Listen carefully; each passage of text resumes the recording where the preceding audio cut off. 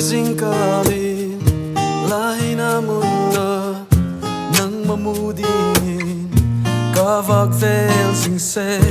lam tuang tinin no kahun hol vel se male nang maumlo khoi mun na hem la ongay ka ang laya pom din kanwang kung tuang tiam din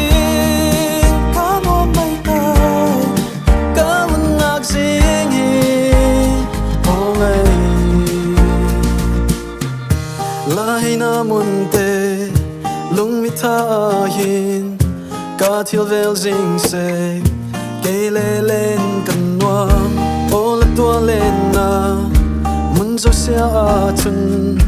la sak mel tong ding in o e yen la tua len na chu ke le sia ta nge sunum kan nuam la chul le di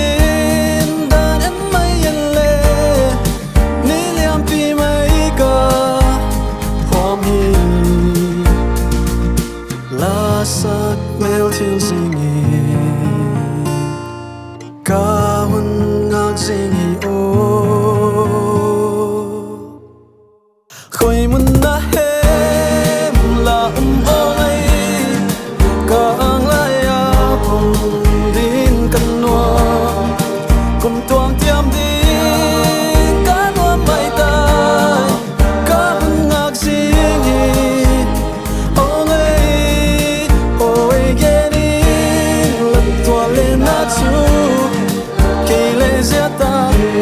sunum kan nuam lat sut le din